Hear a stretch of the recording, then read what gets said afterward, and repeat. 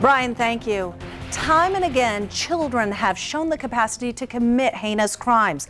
So when should the decision be made to try kids as adults? Right now, Colorado lawmakers are looking at that question. Tonight, KKTV 11 News reporter Stephanie Ross takes us back to one of the most shocking murder cases here in southern Colorado, and also asks the question, are some murderers too young to serve life sentences? In the early morning hours of December 17, 1992, 15-year-old Jacob Ind slaughtered his mother and stepfather in their Woodland Park home with the help of a friend. My whole courtroom smelled like blood for weeks afterwards. Pamela and Kermit Jordan were shot first in their bed by 17-year-old Gabriel Adams. They were stabbed, then they struggled, and Jacob finally finished the job when he grabbed his stepdad's .357. And to this day, I consider it one of the more gruesome crime scenes I've ever seen. Colorado Attorney General John Suthers was the district attorney when the murder happened, and as DA, it was his decision to try the two teens as adults. Given the facts of that case, the notion of sending Jacob Ind and Gabriel Adams to juvenile court and having them get a juvenile sentence where they'd be out in a couple years just was not a viable option to me. Jacob Ind had confessed to the murders, so it could have been an open and shut case, but stories of abuse surfaced during the trial. And she just kind of grabbed Jacob and she goes, "I just hate you. She goes, I wish you had never been born." Judge Jane Looney presided over the case. The way he'd been treated by his parents, it was just awful. I contacted Jacob behind bars here at the Colorado State Penitentiary in Canyon City. He was unable to talk to us, but he did send me a letter. In that letter, he talks about what was going through his head all those years ago. He writes, "The only reason I felt so trapped that I needed to kill them was because I was too weak to directly confront them. My act was of pure selfishness. It was the coward's way out, all so I wouldn't have to go through the pain and struggle of speaking up." Well, it was one of the saddest cases I ever did.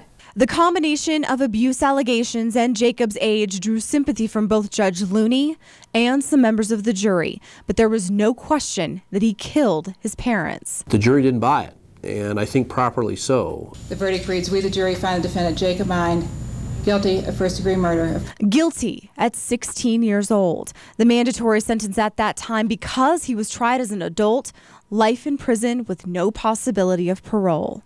Did you feel that was too harsh for him? Yes, and I said so. The case hit Mary Ellen Johnson hard. A southern Colorado mother herself, she later befriended Jacob behind bars and has been working with lawmakers to change how Colorado juveniles are sentenced. There are now more than 45 prison inmates in Colorado serving life who all committed their crimes before they were 18 years old. I do not understand how we as a state could ever do that to a child. And that question resonates, even with the former DA who prosecuted the case. What do you do with kids who kill? So I would have life mean life, but still have a parole eligibility review after 40 years. And if for a juvenile you want to change that to 20 or 30 years, I don't have a problem with that, frankly. But prosecutors deal with the laws as they are at the time that you have the case in front of you. Jacob Ind has been in prison now for half his life and has had time to look back on what he did 16 years ago. He writes, "Sorry will never be enough and would be meaningless to those I've hurt, but sorry defines my world and is a permanent part of my heart." That was Stephanie Ross reporting. The laws have changed since Jacob Ind was sentenced. Now juveniles are given life with a possibility of parole after 40 years. A new bill would allow juvenile courts to question a district attorney on a decision to try a child as an adult, but right now that decision is completely left up to the DA.